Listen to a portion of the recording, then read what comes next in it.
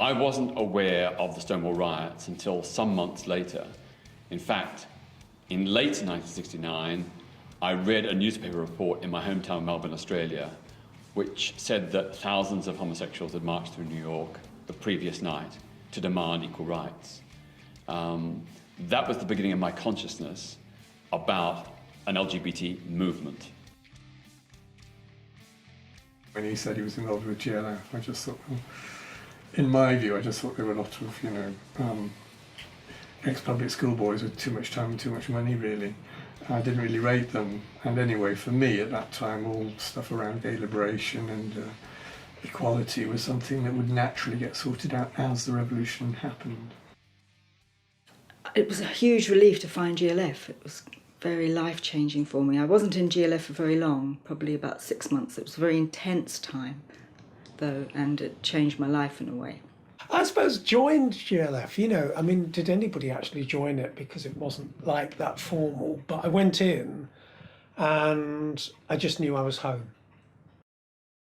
I was one of about 40 people from the Gay Liberation Front who helped organise the first UK Pride March, which took place in London in July 1972.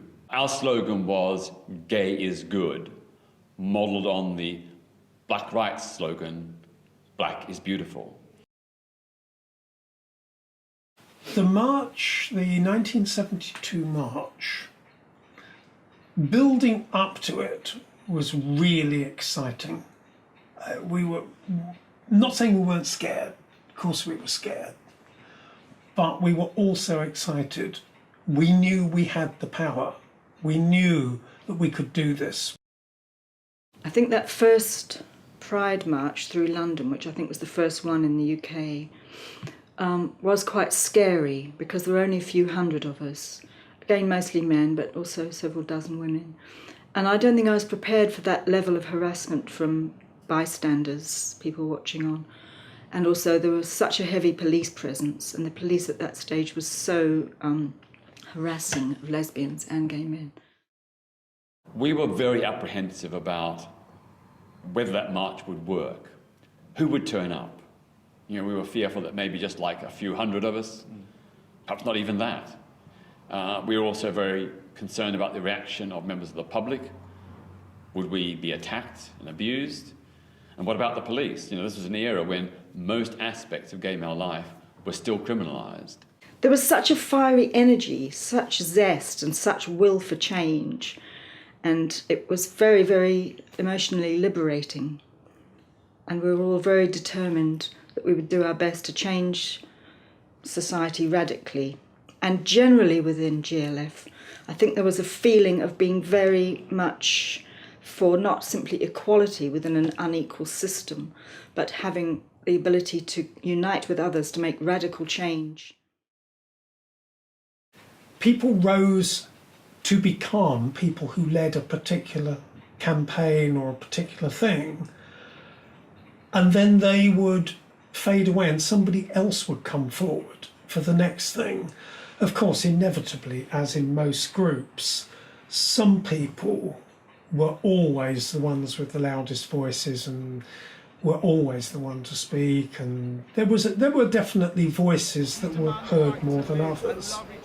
Without hate, prejudice or discrimination. Yeah. About 1/3 were overtly hostile. We had abuse shouted at us. Some people even threw bottles, cans and coins. Another third were actually surprisingly supportive. We got applause and cheers from some members of the public passing by and standing on the pavement. And then the other third, well, it was really hard to tell. They were more or less, I think for the most part, gulping in disbelief. They couldn't believe that gay people would dare show themselves in public, let alone demand equal rights. That was a completely new thing for most of those people in the street who saw us that day. There was that sense of outrageousness, and of course then you also knew that you were invisible unless you made yourself visible. So apart from speaking out, you wore badges. It was really important to wear a badge to be visible, and I still believe that's true. A lot of women felt our place wasn't with gay men, but was with women in women's liberation. And I remember taking the side of the point of view that it was important for women, for lesbians, to be on that first march because we needed visibility and it might encourage other women who saw us. So we were very determined, and I think it just increased our unity, solidarity, and determination. Gay is good. Gay is good. Gay is good. Gay is good. Gay is good. Gay is good. Gay is good. Gay is good. I would like to see a Pride march that really focused on international solidarity with people all over the world who are being persecuted and oppressed for their sexual orientation, gender or gender identity. What concerns me is the treatment of LGBT refugees and asylum seekers in this country and the way that they're often treated when they're here and then sent back to situations of great danger.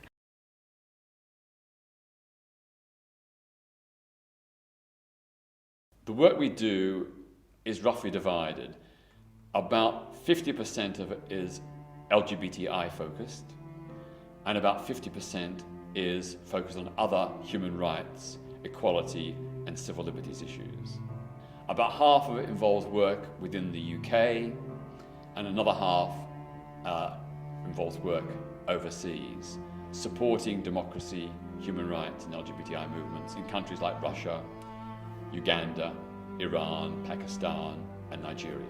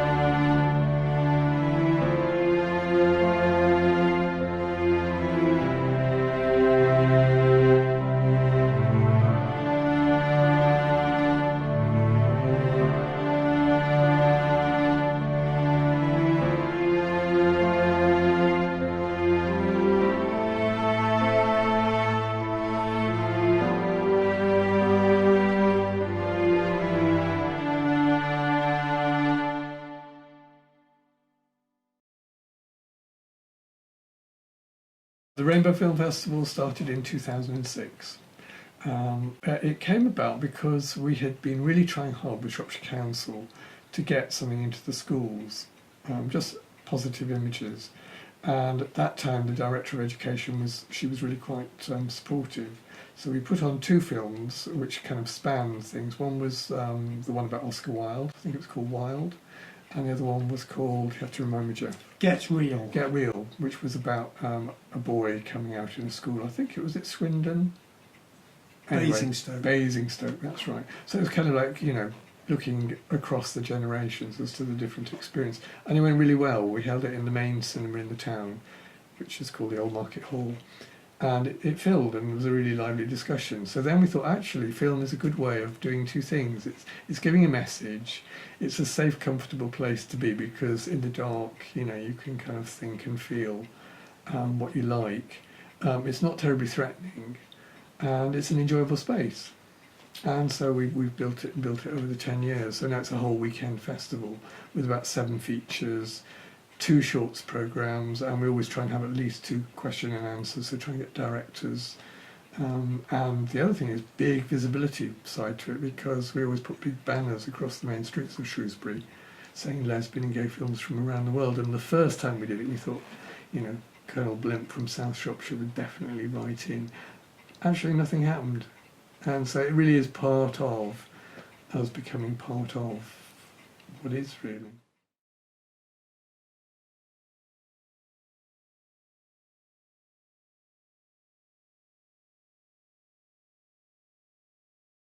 In places where we have tremendous repression on LGBT people, they are truly marches, and in some places they are more parades, and so it straddles the fence. And I've had everything thrown at me, from eggs to urine to, and some of that I consider a badge of honor. One of the experiences here in Europe, just a couple of years ago, was in Vilnius. It was the first Baltic Pride that was able to march in one of the downtowns of a major city, which was a capital of Lithuania. And the foreign minister from Sweden was with me. We were both targeted with eggs. And of course, people were starting to clean off her eggs. And the press was not really reporting that this Pride March was taking. There was tremendous numbers of counter-protesters. Not that many people really supporting the LGBT crowd.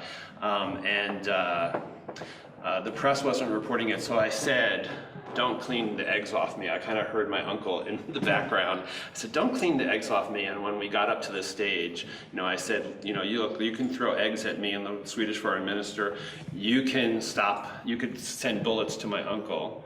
You can stop the messenger, but you can never stop the message. We will all be equal. And reluctantly, that was the front page of all of their papers. So even when you get this type of counter-protest, you can turn that around to our advantage and get out our important message, which is that equality is a benefit to everybody. Personally and professionally, the most important message that people can have is that they play a significant role in the social change movement of our time. Even if it's just simply being out in their own sphere or supporting people who are out. And that there's nothing small about that. There's nothing insignificant about that. That is what has changed. In particular, for instance, marriage equality. If you ask our Supreme Court justices in the United States, which they were asked, why did they vote in favor of marriage equality? Justice Ginsburg, Ruth Bader Ginsburg said, it's because we know LGBT people. If you had asked us 10 years ago, we would have not seen this as an issue because we didn't know them. They were invisible. When we're in town or walking around town, we hold hands because I like to hold Peter's hand because we are partners. And the other thing is because I think it's good for people to get used to the idea. And actually, we've been doing this for a while now. And at first, we did get quite a lot of looks, actually. That wasn't unusual, was it? And you can see out of the corner of your eye that people are sort of looking down and looking sideways glances at you. But actually, either I've stopped caring or people have stopped looking. Actually, I'm not sure which it is. Probably a bit of both, probably. So it's just about being visible again, isn't it, really? And people getting used to the idea. People just aren't used to things that are unusual. What I hope people will take away from this event is it recharges their activism batteries by meeting with lots of other activists. For those who are not activists, and more importantly those who are not members of the LGBT community, it gives them a really good idea of our history. It shows the diversity of the community, but at the same time showing we're all just human beings, often with very much the same aspirations and dreams as everybody else.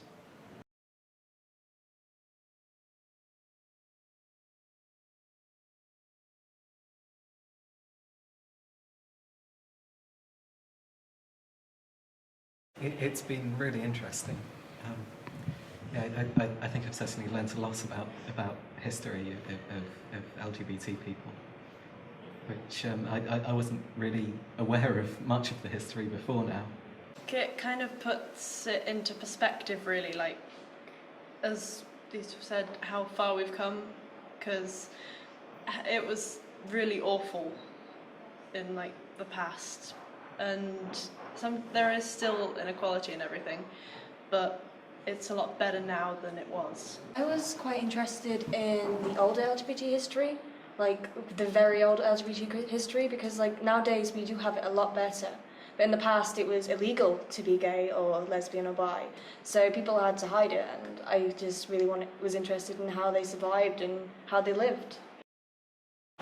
I think also visibility is very important. I mean, certainly for me personally, I found that learning about other people has helped me come to terms with myself a lot more. So I think it's really important for other young people, especially in Shrewsbury, to know that there is stuff going on. We forget when we go to these celebrations where it all started from and what the purpose of it is, and I think Liverpool Pride is doing a good job this year because it's going back to what it means. It's going back to the march rather than the stuff that pads around it. So I would kind of encourage every other Pride organiser to go back to the origins and to the roots and to think about why are we doing this. It's about visibility and political activism and making change. It's not about commercial enterprise.